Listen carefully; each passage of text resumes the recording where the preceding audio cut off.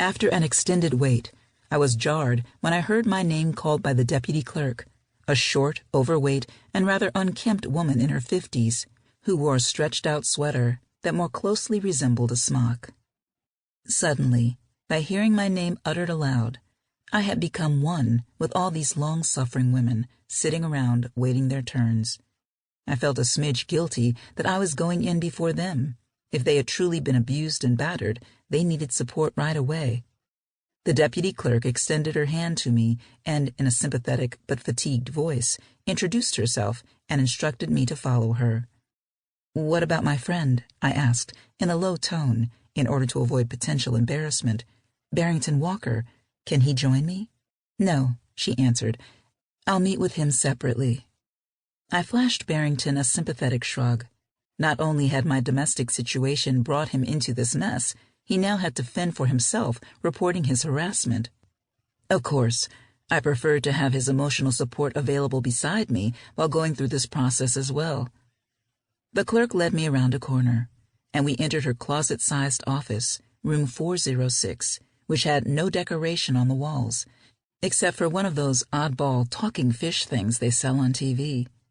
On her desk were stacks of papers, folders, and envelopes. From somewhere underneath that pile, she extracted a tissue box, which she handed to me as an involuntary gesture. "No thanks," I declined. "I'm fine." "Okay, then," she said, blowing her nose into one of the tissues from the box like a balloon flatulently releasing air. I was hoping she had allergies and not a cold, especially since I'd just shaken her hand. "Let's get right to it. Tell me what you've been going through in as much detail as possible." I tried to condense my years of marriage as much as possible to get to the recent events. Chris's stalking, the manipulative phone calls, the threats, the car chase, and on and on. When I neared the end of the sordid tale, my eyes became watery, and I wondered whether I might need those tissues after all. "So there you have it," I concluded. "I'm so sorry you are going through all of this," she said. The line came out with such robotic precision I knew she'd said it to hundreds, if not thousands, of other people who had sat in this very chair. "Is there something Barrington and I can do about it?" "Yes, there is," she replied, extracting blank forms from within her mess of papers. She was disorganized and overworked, but there was method to her madness. "I have here a form I'll fill out with you. It's called a Petition for Injunction for Protection Against Domestic Violence. At the end of the document, you'll have a chance to choose from among the proposed appropriate methods of relief for your situation. You'll read over the report, sign it, and we'll file it with the court. Your husband will be served with a temporary injunction, and once a court date is set, you'll face each other in court, where a judge will make a ruling." It all sounded so official, so real. A court date?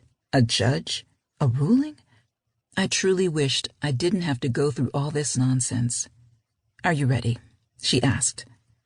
I took a deep breath and signaled for her to get started with the questioning. It began with the easy stuff: our names, addresses, Chris's occupation, his physical description, our current relationship, and so forth. Then came the biggie. Petitioner has suffered or has reasonable cause to fear domestic violence because respondent has. I had to fill in the blank at the end. Somehow it all came spewing out of my mouth. "He has been stalking me for the past 2 weeks. He calls me constantly at home, questions where I am. He calls me at work. On August 11th, he followed me home from work.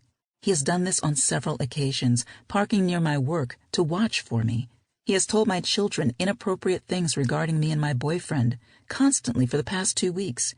He was physically violent during the marriage. 9 months ago, he threw me on the ground, held me by the neck, and screamed obscenities." The clerk diligently scribbled my words down, word for word, on the form. She next questioned me about our children, and I confirmed that Chris had, in fact, threatened to take the children from me. Lastly, we reached the section of the form that asked about relief requested.